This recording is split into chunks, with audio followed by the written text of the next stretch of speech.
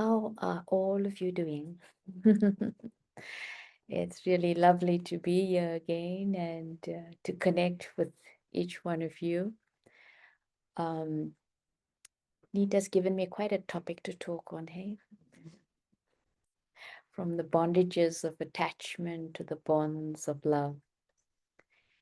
And I was remembering a story I read as a teenager. I started my journey when I was 15. So I started really reading and, not really researching, but I was just very um, interested in looking at the world from a spiritual angle. And all of you may be familiar with the book Jonathan Livingston Seagull by Richard Bach, but he wrote another book called Illusions, um, The Adventures of a Reluctant Messiah. And in there was a story that he wrote, which sort of was the preamble to the book. And the story was about a river. And in this river lived these creatures. And what these creatures did was they hung on to the rocks that were on the bed of the river. And that's how they lived their lives, irrespective of how strong the current was or what was happening, they hung on to these rocks. And it was deemed dangerous and impossible to survive if you let go of these rocks. And so there was one creature who decided, I'm tired of holding on to these rocks. And it doesn't matter where life takes me, but I'm going to let go. So he let goes of the rocks, holding on to the rocks, and he gets thrown by the current and bashed by the current and knocked by the stones or whatever that were there and the rocks. But eventually he learns to float and he floats with the current. And then all the creatures who could see him floating above and flying off started saying, there's the Messiah, there's the Messiah. And I think that's, for me, was a very apt story about attachments. Okay. Because we are conditioned into building our attachments as a safety net. We think, I feel safe when I have all these attachments. It makes me secure. It gives me the illusion that I'm being cared for, that I'm being comfortable, secure, safe, all of these things. So the first thing to understand is, what do we mean by an attachment? What are your thoughts? What is an attachment? What's your experience has been of attachments? They feel nice, attachments. Oh, what is your thought of an attachment? Yeah. Any thoughts?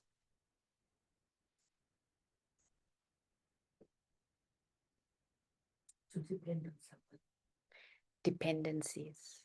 Yes, dependencies. And when we think of attachments, we usually think of it in terms of human relationships. So becoming dependent on people. And what do we get dependent on is a dependency in terms of, you need to make me feel safe, you need to make me feel happy, you need to make me feel comfortable, you. And so that dependency to people is one aspect of attachments. What else? How else do you see attachment? Hmm? Things. Attachment to things, yeah. We build our identity on things, also on our relationships and people. But a lot is built on our on how we position ourselves in the world. And we think I am successful because I have A, B, C, D, E. Okay. So then I hold on to these things because this defines my success. Okay. And it also gives us the illusion that my happiness is invested in that. You know, if I have that smart iPhone, then I'm going to be happy. And so that I get attached to that, you know, because I invest in my emotional well-being into things. And then I hang on to that. I desire that, I hang on to that because I've invested myself in it, you know. Um, what else? What else do you feel are attachments? Your own experience. Past or history.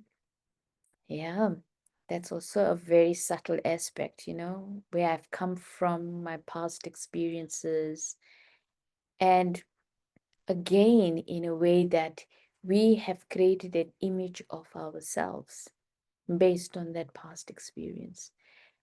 And in some ways, it's understandable because our past gives us a context where we find ourselves in the present.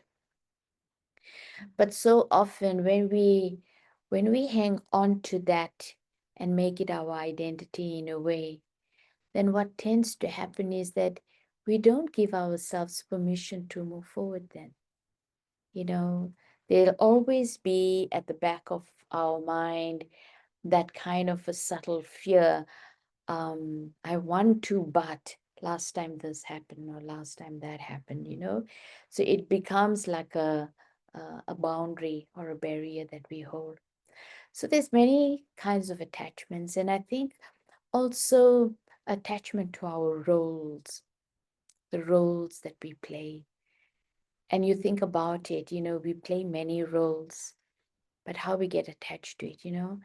A classic example, and since there's only women in front of me, uh, is you know, you have kids and you get attached to your role as a mother, and then your kids grow up and they leave home, and then the kind of emptiness that you experience. And that's because now you suddenly begin to feel my role has no value. You know, my role as mom has no value. I got attached to that role and I defined myself by that role. So we can begin to see how that begins to affect us. So attachments is always I'm holding on to something that is subjected to change. Attachment to my body. I'm holding on to something that is subjected to change. And because it will go under change, um, it gives birth to fear. Because you know, my deeper self knows I'm holding on to something that will never last forever. It's like we have a body, right? And we know that it's not going to last forever. You know, they say everyone's body comes with an expiration date. It's just that we can't see it, but it's there, right? So we know intellectually that this is not going to last forever, but we get attached to it so deeply. And so what happens is it gives birth to fear. We begin to feel that um, there is a connection with it in terms of that because I get attached to it, I hold on to it. So there's a fear that I'm going to lose it. So with this attachment, there will always be fear, and there will always be this illusion of loss. So fear is connected very much with loss. You know, I can lose it because I had the illusion I can own it. and and the spiritual law is that everything is energy, and energy will always move from one state to the other. It cannot remain static in a way. And so what comes to me will also leave from me, you know. And if I can begin to understand this, but also I think more than just understanding, it's accepting it. You agree with me? Mm. We're all intelligent people here. We all know these things. But the question is about accepting it. And that's where the tug happens to the heart, because I've invested emotionally in the rocks that I've hold on to at the bottom of the ocean. So that's why I fear that without it, I will not survive. I fear that without it, I will not be happy. I fear that without it, I am not successful. I will not be secure. So these are the illusions that attachment has created. And for me, it's really about observing my relationship to these things. It's not that, um, um, you know, if I'm going to be detached from my body, that means I don't take care of my body. Sometimes people think that, oh, if I'm attached to my body, then, I'm not obsessed by it. But it also doesn't mean that I don't take care of it. I change my relationship, So anything and everything that we are surrounded by, the roles we have to play, the things that we have, etc. How can I create a healthy relationship with it? Then I'm beginning to break myself free from attachment, because attachment means an unhealthy relationship, a dependency, an investment into it. I've made it my identity, but now I need to create a healthy relationship with it. And one important consciousness or attitude that helps me to create a healthy relationship is really this consciousness that we learn, and that is that I am just an instrument. I'm here, and it's like everything is given to me in trust. And since everything is given to me in trust, I have a responsibility as an instrument to use it in a way that honors the trust that was invested in me. So if I'm given a body that's a fairly healthy body, I have the responsibility to use it in a way that honors that trust, the way it was given to me. So I use it, taking care of it, but I use it to do good with it as well, for myself and for those around me as well. So that's how we begin to transform the energy, The same thing with money, People always say money is the root of all evil, right? But money is not what's good or evil. It's how I use it. If I make that my identity and my destination, yeah, then it holds me. But if I use it with the right awareness as an enabler, then I can do good through it. So it's really about understanding this dynamic for ourselves, understanding who we are as a soul, and that really to begin to see that everything outside of us is given to us in trust. Everything outside of us is energy that comes and goes and flows. And when I can keep that awareness, then, like that little creature that let go of the rocks, I will be free. There won't be any pull or push to the heart. The heart becomes free. And if there was ever anything that I think attracted me to the spiritual path, it was that I want to be free, don't you?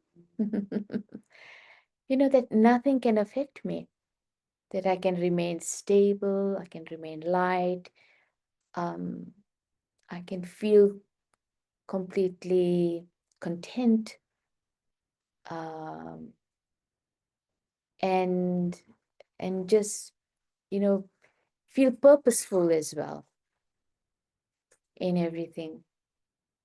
One of the lessons I had learned was that when we let go, of, because attachments very linked with um, expectations, desire, dependencies. And when I let go, I found that often what happens is that it even opens up bigger opportunities. It's like when you let go, like that little creature, when he let go, it opened up a different, bigger universe. And that is it, that when I hold on to the little things that I think is going to keep me safe and secure, I'm actually blocking life's and the universe's gifts to me to live a more unlimited life in that way. So that has been quite a lesson, that there's never such a thing as loss. It's just a change in energy, and it's offering new opportunity. I think there's a nice expression that goes that when one door shuts, 100 others open. We need to have faith in that in a way. That if it's not this, that means it wasn't the time for this. And something else is waiting, you know? Because I think one thing that I've learned is really that the drama of life is not there to punish us. The drama of life is benevolent, and to have that faith in that. I think it was Oprah who said, "Nothing happens to me, it happens for me," which is another one that really, do I really have faith in that? Mhm. So understanding attachment and unpacking attachment in that way. But the next thing now is really, how do I transform this into love? You know? And for me, what is the sign of love is the first thing to understand. What has been your experience of love when you've really experienced it? Feeling free. Feeling free, right? What else? Content with yourself. Content with yourself. Yeah. I didn't hear what you said. Okay. What is your experience of love when you felt love? Just feeling joyful. Somebody else has received Right. your love, and it's made a difference. Right. So it's an exchange of very pure energy, and you feel that the other has benefited. It's made a difference. Yeah. Love is the exchange of very pure energy without any expectation of a return. And this really is based on this understanding that we are vibrational beings. I keep reminding myself and everyone else that I meet that more than the talking and the hearing and all of that, the seeing parts, we are vibration. You walk through that door, you walk with a unique vibration. And everyone that's here are the recipients of that vibration. We feel each other before we even see each other, right? Sometimes you walk into a space and you feel, oh, I feel at home. You feel a sense of love and connection. And sometimes you walk into a room and you feel, I don't feel like I quite fit here. And it's not that anyone said anything or did anything, it's just the vibe, we catch the vibe. So we are beings of consciousness, soul, and we are constantly radiating a vibration. And when we radiate a vibration that is very pure and that is without any expectation or without any desire, that is coming really from the soul, just an energy of being me in the most authentic way. That energy is love. Like a baby, when you look at a little baby, baby doesn't have to say anything nice to you or do anything nice to you. They just stay gurgling away, But there's such a radiance that you feel from that baby. You automatically feel a sense of joy and you want to express them. When you see that purity of being, then you want to express care, understanding, compassion, kindness, sweetness. Okay, so love is stemming from that I'm being in my truth, and on the basis of being in my truth, I radiate these deeper qualities of understanding and care and courage and compassion and mercy and kindness. It's like a natural flow from within me. Yeah. And that's why someone who truly loves everyone equally. And that's a high stage. Right? I was just gonna ask you, Yeah. being in the presence of somebody that you see as being not so pure, how would you do Mm, with that? yeah. If you're meeting someone that you don't feel the vibes are good at all, so how do you deal with that? Oh, Dark energies, right? it happens a lot. Yeah. You could run. Yeah, it's a good idea. No, but I think I'm going to answer your story with a story, your question with a story, you know? Um, and that was we had a program where a group of leaders were having a dialogue, looking at the challenges we find in the roles of leadership and the world we find ourselves in. And the question came up that if you have someone that they considered a rotten apple, what do you do? Okay. And as the dialogue, Was it in your organization? it was in our organization, yeah. So what do you do? So some people said, oh, well, it's best to get rid of a rotten apple because a rotten apple can affect other apples. That's our thinking.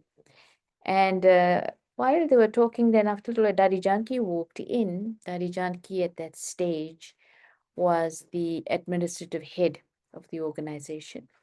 And she asked, what were you all talking about? So they said that we were talking about that if sometimes there's a bad apple in a basket, then it's best to remove that apple so that you protect the other apples.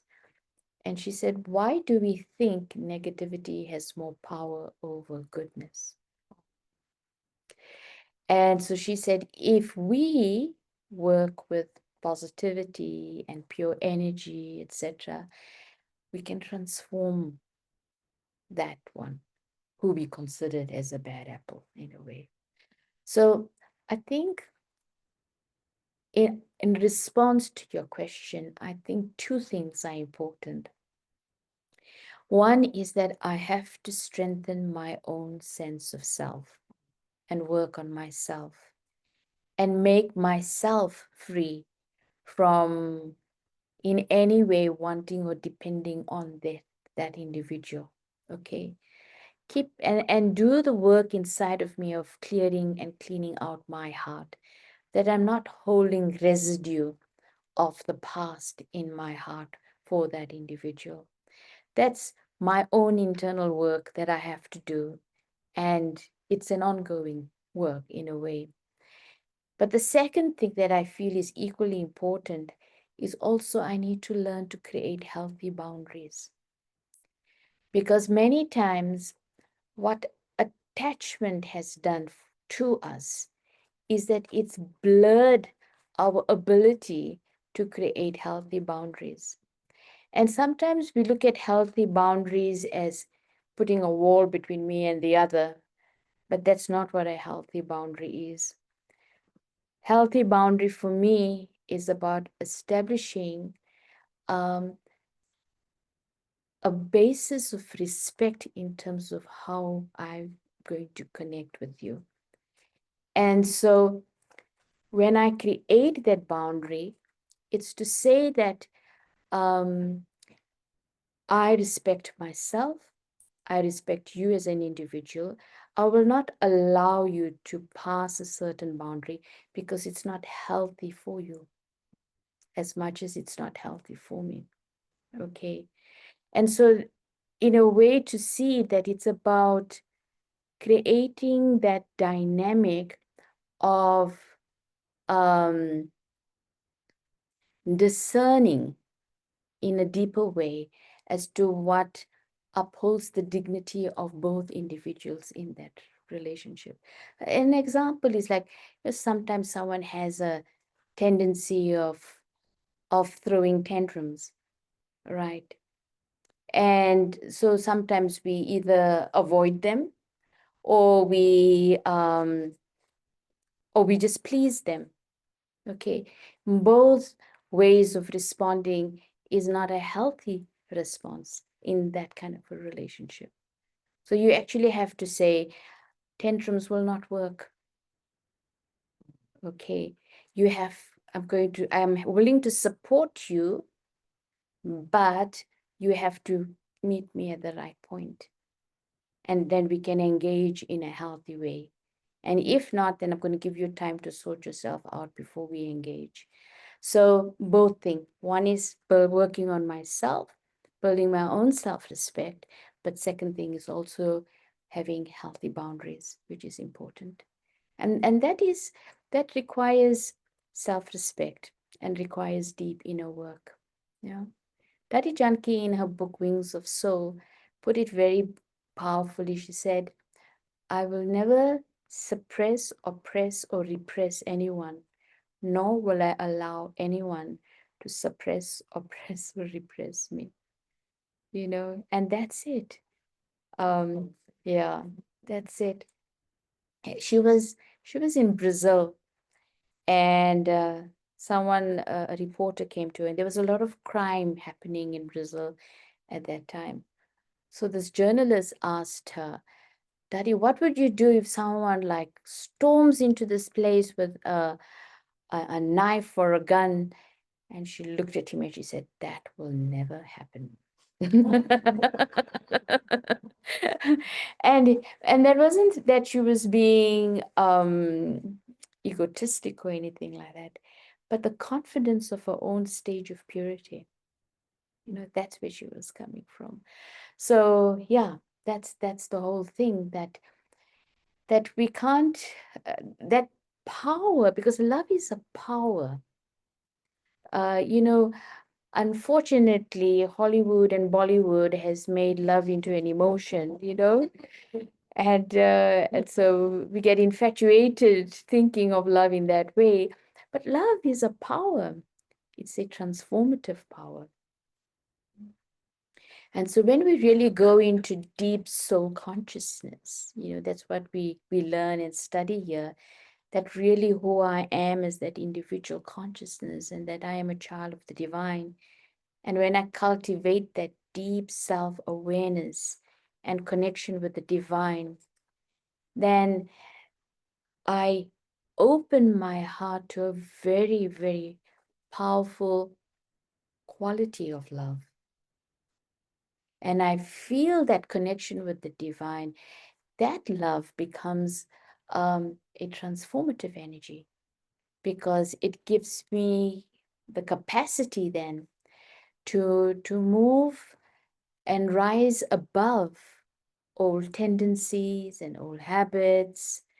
um, but also it's transformative in terms of it helps me to shift things around me. You know, if we look at it, when we want to change something, if we try to force it to change, it always bounces back to what it was before, like an elastic. You pull the elastic, once you let go of the pressure, it comes back to where it was. But if you want to transform something, you have to bring a different kind of energy into it. Force doesn't work, you know. Heat will transform it. Heat transforms ice into water, into steam. Okay. And so that's the whole aspect of love, that love is like you're bringing in a very high energy, and that energy is then transformative. You don't remain the way you were, and it can't change back to what it was. And that's the difference between change and transformation. Yeah. Where there's transformation, yeah, you can't be the same you were. And I think many of us that have been, you know, on the spiritual journey over the years, you think about it and say, 10 years ago, this is the way I used to react. And you think, when did that change? But yeah, that has changed. You do feel that there has been a transformation. You can't go back to being like that as you were before. I was doing a talk at UCT today, and the guy asked me, so do you still get angry? I said, well, it's not that feelings of frustration and emotion and irritation doesn't come up, but that kind of explosive anger, I can safely say I haven't done that in a very long time. That explosiveness is not there. And the frustration and irritation come up, but I'm able to catch it quicker. And perhaps 3 years ago, things that would press my buttons, I'm finding it's doing less so now. Okay. And where does that power come from? That power is not only about practice. That power is about love. Because it's only when I can learn to love myself on a deeper level and feel the love of God on a deeper level, that experience of love, it helps me to transcend some of the old habits that I had cultivated previously.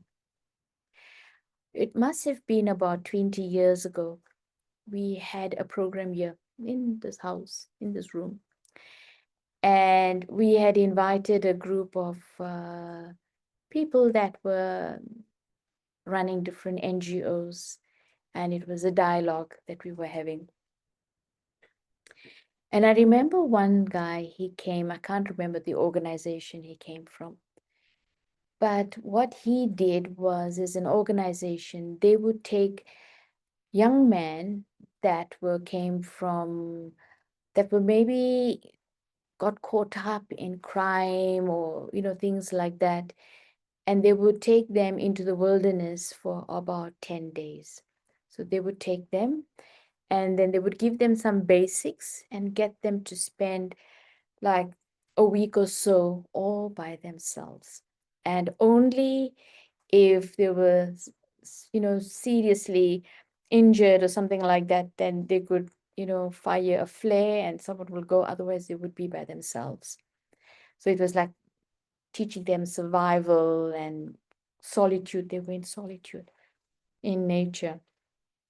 And he said the last night they will all gather together and they would sit around a campfire and they would share, just their stories, where they've come from, what the experience was like that. And he said 99% of the time, these young men would always share that, they were just innocent, normal boys growing up. And then they undergo a traumatic experience. And that trauma sort of switches something inside of them. And that's then they, embark on a life of crime or violence or drugs or gangsterism or whatever the case may have been. And so the philosophy of this organization was that if trauma can do that to someone, then love can turn the switch back in the other way, And I always remembered that story in a way, because that's it. Love is a power that it can heal the damage done through trauma. It can heal whatever had happened, that we even accumulated as survival mechanisms. But that's it. It's love for the self, you know. Because no one can truly love me the way I need to be loved. People can be good to me, people can encourage me, people can inspire me, people can support me, etc. But ultimately, I have to learn to connect with myself on that deeper level. And of course, connecting with the divine. Because that is what then enables me to draw that power I need for the level of transformation that I need. So, I only created attachments because I had lost connection with the self. Attachments only got created because I lost connection with the self. And as I begin to reconnect with my true essence and my connection with the divine, then my attachments become nothing, worthless. They don't hold any value for me. Because attachments mean I'm feeding off something. And when I'm full, I don't need to feed off anything. And so, yeah, that's the transitioning from attachment to love. So let's just pause there for a little while. And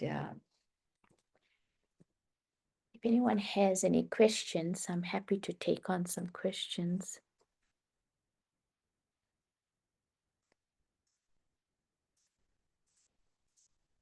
Okay.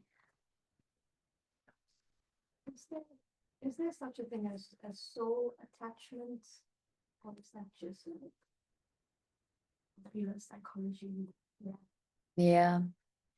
So attachment.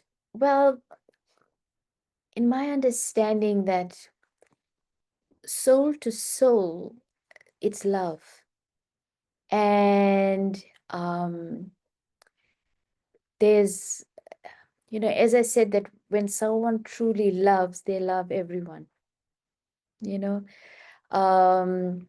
I think when they talk of a soul attachment, it's also a bit like the idea of what I want the other to do for me, and that's why I get attached to that. So I try to spiritualize my attachments. Yeah. I mean, that's my take on it. Others may have a different take on it. Yeah. Yeah. Okay. I think, yes, adding to what you just said, it's like, I mean, if you think about it, if you were attached to being good to people, you're still getting something.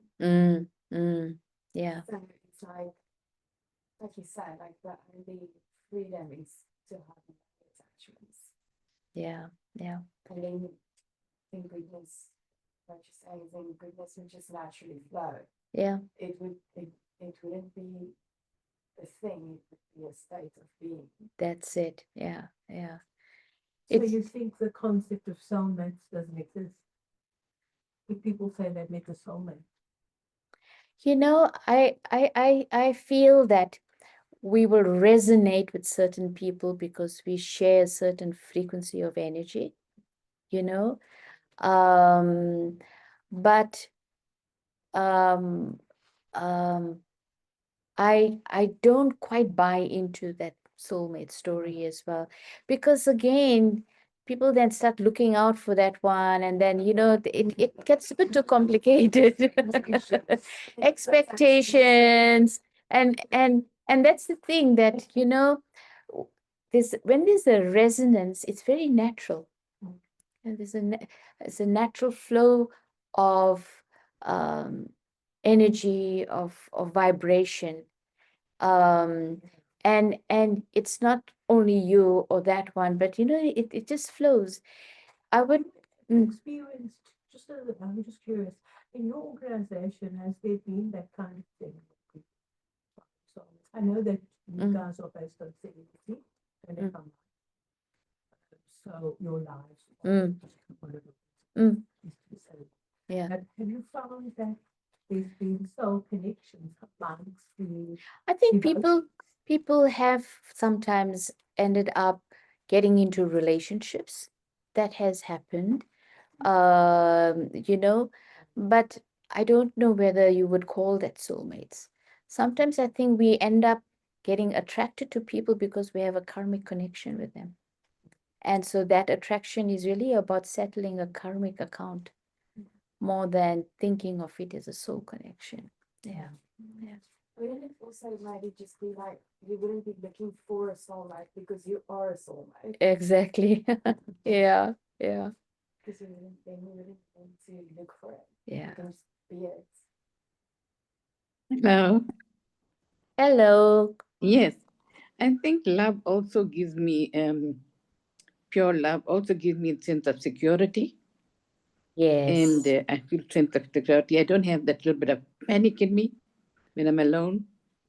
I just it's I don't need anybody to be with me, but sometimes when I'm alone, the panic does creep in. So I think love brings the sense of security. Even if the person is not with you, you know you have people that you can talk to, and you have the security. You're not totally isolated. Yes. Yes, very much so. It's really to know that I create that connection, and that connection that helps me to feel um, not only secure but also connected. I think Yeah. as human souls, we do crave connection. Because Mm, we're not islands, so we need to feel a sense of connection as well. that's true. Good. Thank There's a you. pleasure. There's a question here. What about the reverse of a good vibe? How do you deal with that when you enter a room? So I think we spoke about that. But something that I find that one can't always run away. Sometimes you have to enter a space. I always found what helps is always to create like an aura of positive energy around you. You know, I don't have to be afraid of the negativity, but just create that positive energy around you. And that becomes like a shield with which you enter that space. So it's very consciously knowing that let me radiate the right frequency of vibration, a high frequency of vibration, so that nothing from the outside can penetrate. If I'm not giving, I end up taking. So if I hold that principle that wherever I am, let me radiate, let me give, then I don't get affected because I don't absorb then. Yeah. So that's also a conscious awareness. You know, we had a retreat once, I think it was in Hungary, and it was with a group of scientists. And it was the first night, and things didn't, you know how when you enter a new place and getting everything organized, so there were a few things that didn't work out as some of the guests expected it, and these were scientists. So there were some of them that were a little grumpy. So that evening, the session started, and Daddy Janki was there. And so Daddy entered that session, and I don't know if they told her that there was some grumpy scientist there or not, but she's, you know, she didn't let that influence her. She just entered, and they were sitting like on chairs like that. She says, "You're sitting too far. Come close, come close, come close." And she just started speaking to them as you, like a mother would speak to her children, almost in a way. The next thing, these so-called grumpy scientists were sitting on the floor like little children around her. And that's it. In a way, what I'm trying to share is that go give what you would like others to experience and receive. So if I stay connected and fill myself with that vibration, then it becomes my shield of protection. I don't have to feel affected by that energy around me. Okay. Okay. All right. Let's see if there's any other question. Okay, here's an interesting question. How does one assist a loved one who doesn't see an issue with attachment?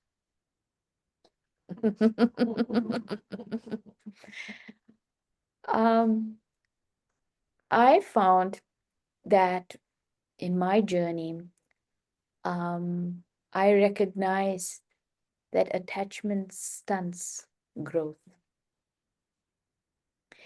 And so I had to be quite clear that there's love, but I'm not going to entertain attachment, you know? So I made sure that, and this is with my parents, you know, so I made sure that I was there when they needed my help and whatever, but I didn't let their attachment make me compromise the life that I was choosing to live in a way. And at the end of the day, it served them and it served me. So for me, it's always that to bring that awareness that we both have to grow. And that's when we will find fulfillment as individuals as well. Relationship doesn't mean that it necessarily leads to attachment. You can stay connected and be related and stay in healthy relationships, you know, um, um, and let there be the exchange of love. That's what we all about in a way. But we have to be observant that we don't create those dependencies, because Where there is attachment, it will always lead to sorrow, ultimately. Because there will be expectations and desires that won't get fulfilled. So I always told myself that it's important to have connection, relationship, care, be kind to each other, be cooperative. All of those things are important. Those are healthy relationships. But be attentive not to let there be any kind of dependency, because it will ultimately lead to sorrow. And you don't want to give sorrow, and nor do you want to take sorrow from another relationship. So I think I use that as a gauge for the self. Okay.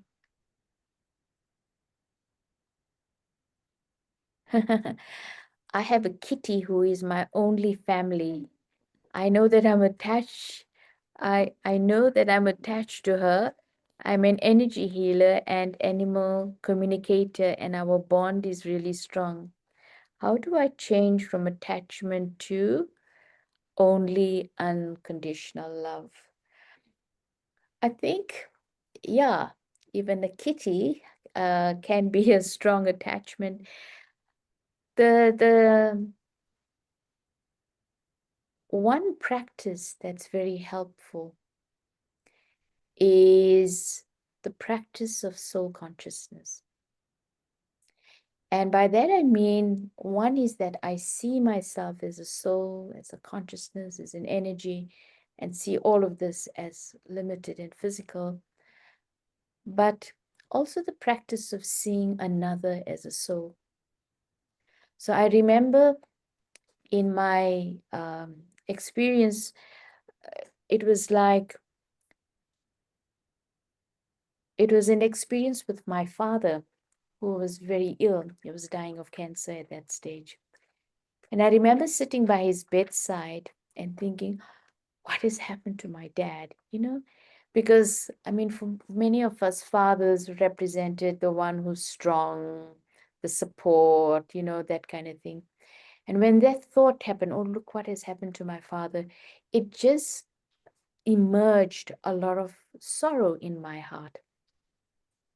And then the very next thought I had, or I sort of worked on, was that the soul is a child of God.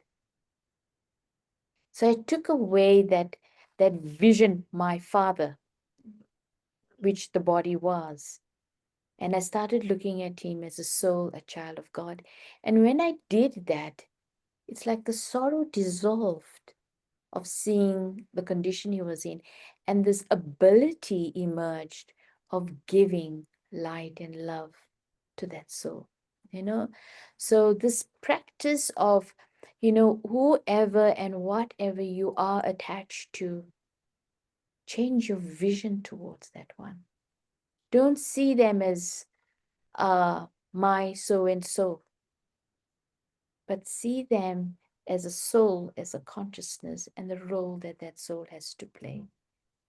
And that practice will help release the attachment, and still there will be love.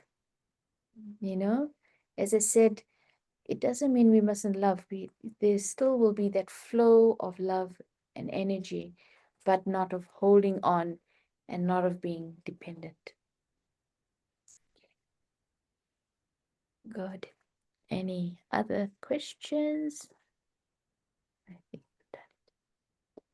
Any more from the room? Questions? We all okay? So it's quite a subject, this attachment story. Yeah, but it's good to reflect on it and see how much more free can I be. Okay, so we'll end off with a few minutes of meditation. Thank you. Thank you to those on Zoom as well for your participation.